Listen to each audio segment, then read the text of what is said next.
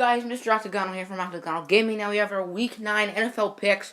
We're halfway through the year pretty much, which is absolutely crazy.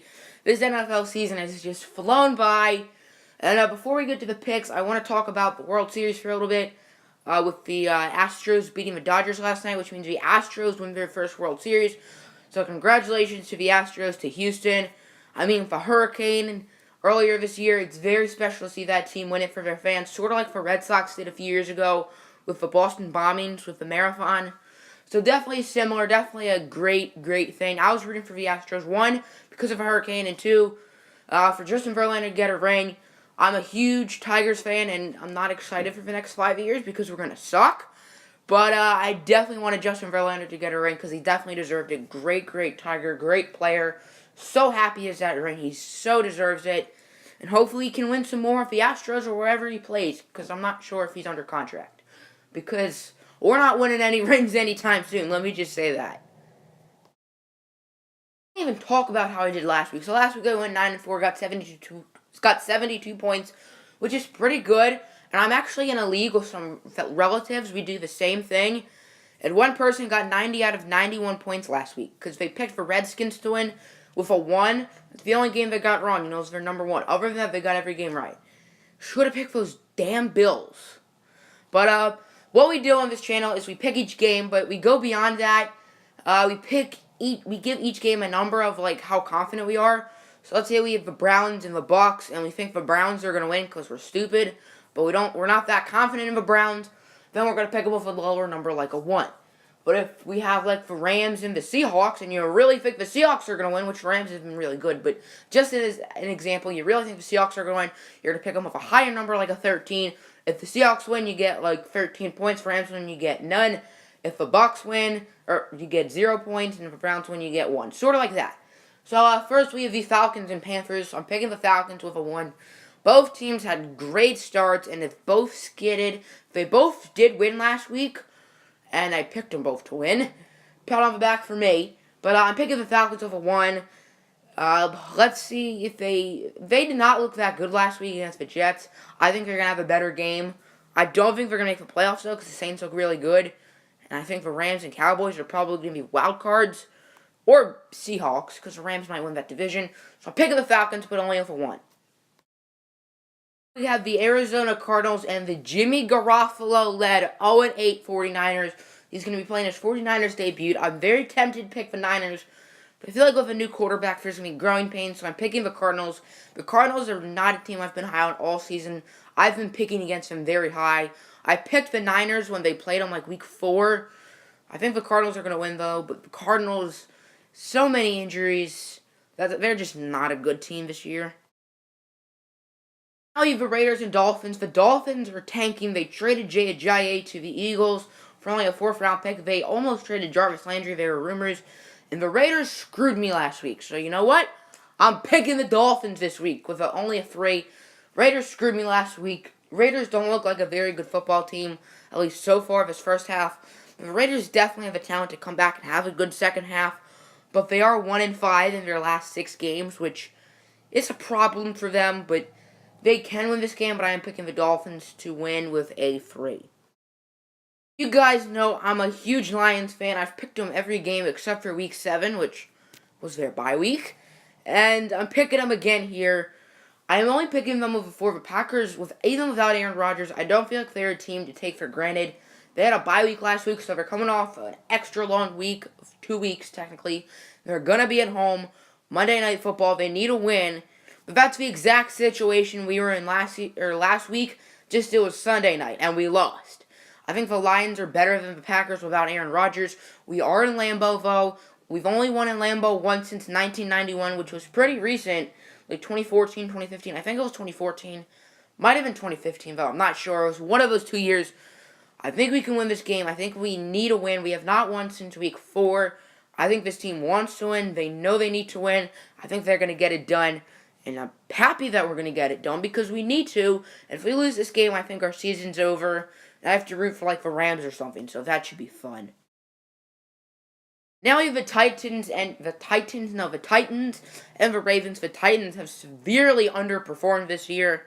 And the Ravens just beat the Dolphins 40-0. So why am I picking the Dolphins? I have no clue anymore.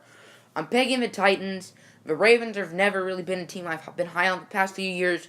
I don't think Joe Flacco's a good quarterback anymore. I think they need to go after a quarterback. Joe Flacco's not been very good this year. Pretty simple. I mean, they don't have a good offensive line. Don't have really good running backs. Don't really have great receivers. So it's not really his fault. So maybe we should see what happens with a better offense. Because Joe Flacco can be a good quarterback. He led this team to a Super Bowl title. So he can. I know he can. Picking the Titans with a 5. I think Mariota can rebound. Him and Winston have both really underperformed this year. They were two teams I've been really high on. And just yuck. But I am picking the Titans to win this game. So, the Titans are somehow 4-3. I think they've not looked good. The Texans are 3-4. They've looked really good, and I think the Texans and Jaguars are both going to make the playoffs out of that AFC South division. But let's have a mini recap first. So I picked, who did I pick with a 1? The Falcons with a 1. I forget who I picked with a 2. It was the Cardinals. I picked the Dolphins with a 3, the Lions with a 4, and whoever I just picked, the Titans with a 5. And now we have the Chiefs and the Cowboys. I was going to pick the Cowboys, but since Zeke's not playing again, what is going on with his suspension? Is he playing or is he not? Can he just sit out 6 games, please? But I'm picking the Chiefs simply because Zeke isn't playing. I was going to pick the Cowboys with like a 2, but now I'm picking the Chiefs with a 6. We have the Bucs and the Saints. The Bucs have not been a good team this year, 2-5. The Saints, what are they, 5-2?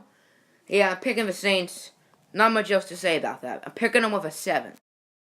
Now we have the Jets and the Bills. The Bills are somehow 5-2. They just picked up Kelvin Benjamin from the Carolina Panthers.